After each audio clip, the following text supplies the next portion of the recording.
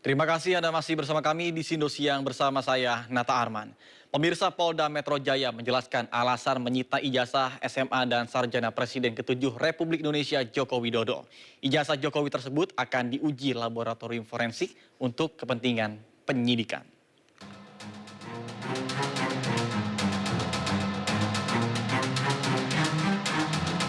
Polda Metro menginformasi terkait penyitaan ijazah Presiden ke-7 RI Joko Widodo.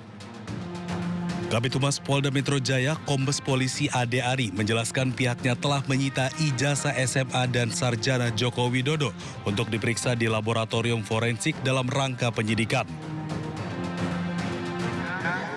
Kami sudah konfirmasi ke Kasubdit Kamnet selaku penyidik bahwa benar penyidik Subdit Kamnet di Treskrim Polda Metro Jaya telah melakukan penyitaan terhadap ijazah S1 dan SMA untuk kepentingan pemeriksaan atau pengujian di laboratorium forensik dalam tahap penyidikan. Sebelumnya, penyidik Polda Metro Jaya memeriksa Jokowi sebagai pelapor di Polresta Surakarta. Jokowi dicecar 45 pertanyaan. Jokowi juga mengaku menjawab seluruh pertanyaan penyidik termasuk sosok Kasmujo yang disebut dosen pembimbing Jokowi. Usai diperiksa, Jokowi menjelaskan ijazah SMA dan sarjananya disita polisi. Tim Liputan iNews melaporkan. Penyidik Polda Metro Jaya memeriksa dua relawan Jokowi, Sylvester Matutina dan Ade Darmawan. Keduanya diperiksa sebagai saksi pelapor dalam kasus ijazah palsu Presiden RI ke-7 Joko Widodo. Ketua Umum Solidaritas Merah Putih, Sylvester Matutina dan Sekjen Pradi, Ade Darmawan memenuhi panggilan penyidik Polda Metro Jaya pada Kamis siang. Sylvester dan Ade diperiksa sebagai saksi pelapor kasus dugaan ijazah palsu Joko Widodo. Sebelumnya keduanya telah membuat laporan di beberapa Polres dan kini kasusnya diambil alih Polda Metro Jaya. Sylvester menegaskan tudingan ijazah palsu Jokowi oleh Reo Suryo CS tidak berdasar dan sesuai fakta yang benar. Sementara itu Ade Darmawan meyakini penyidik Polda Metro Jaya akan segera menetapkan tersangka dalam kasus dugaan ijazah palsu Joko Widodo. Tapi saya meminta kepada Polda Metro Jaya untuk melakukan Jumat Keramat kalau bisa, biar lebih seru, ya kan? Komisi Pemberantasan Korupsi menelusuri asal-usul motor gede yang disita dari mantan staf khusus Menteri Ketenagakerjaan era Presiden Jokowi, Ida Fauzia. Penyidik mendalami aliran dana untuk membeli moge yang diduga terkait dengan kasus pemerasan pengurusan tenaga kerja asing.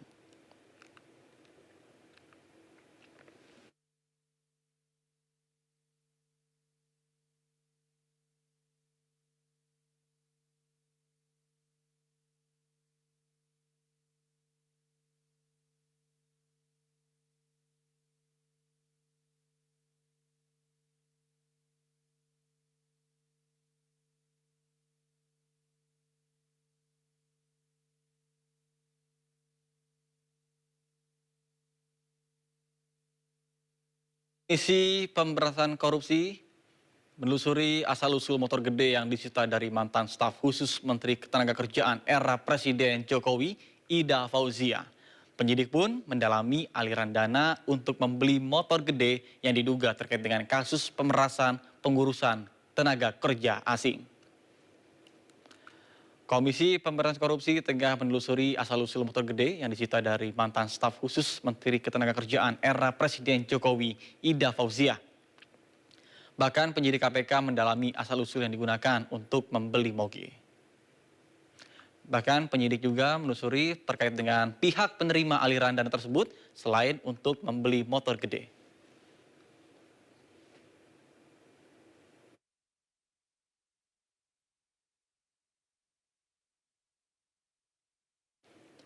Sementara Satgas Pangan Polri menaikkan status perkara beras oplosan ke tahap penyidikan.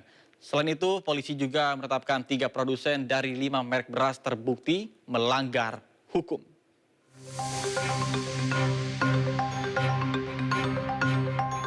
Satgas Pangan Polri telah melakukan penyelidikan terhadap 212 merek beras yang diproduksi oleh 52 perusahaan beras premium dan 15 perusahaan beras medium. Dari proses tersebut, Polri mengklaim menemukan 5 merek beras premium, yaitu Sania, Sentra Ramos Biru, Sentra Ramos Merah, Sentra Pulen, dan Jelita tidak sesuai mutu di kemasan. Kelima merek tersebut diproduksi oleh 3 produsen, yaitu PTFS, PIM, dan SY. Nama-nama ini berpotensi bertambah karena proses penelitian di laboratorium masih dilakukan. Berdasarkan temuan tersebut, polisi menaikkan status perkara ke status penyidikan. Polisi juga telah memeriksa dan menggeledah kantor gudang ketiga produsen tersebut.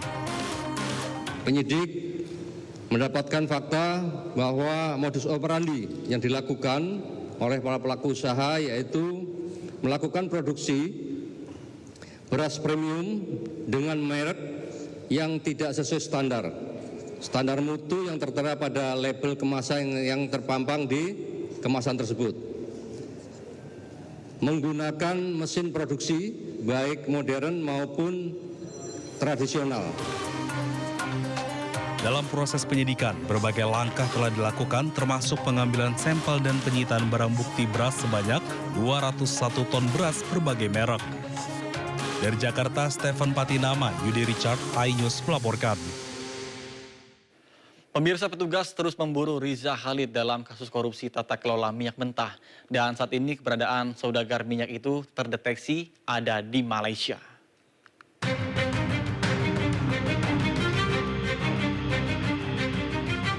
Muhammad Riza Khalid, tersangka dugaan korupsi tata kelola minyak mentah dan produk kilang PT Pertamina terus diburu. Sejak ditetapkan sebagai tersangka oleh Kejaksaan Agung, keberadaan saudagar minyak itu hingga kini tidak diketahui. Direktorat Jenderal Imigrasi Kementerian Imigrasi dan Pemasyarakatan mendeteksi Riza Khalid saat ini berada di Malaysia. Riza Khalid diduga meninggal.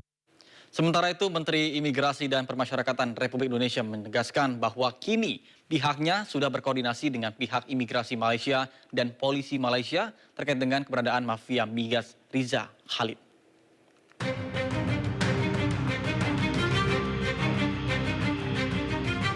Muhammad Riza Khalid, tersangka dugaan korupsi tata kelola minyak mentah dan produk kilang PT Pertamina terus diburu.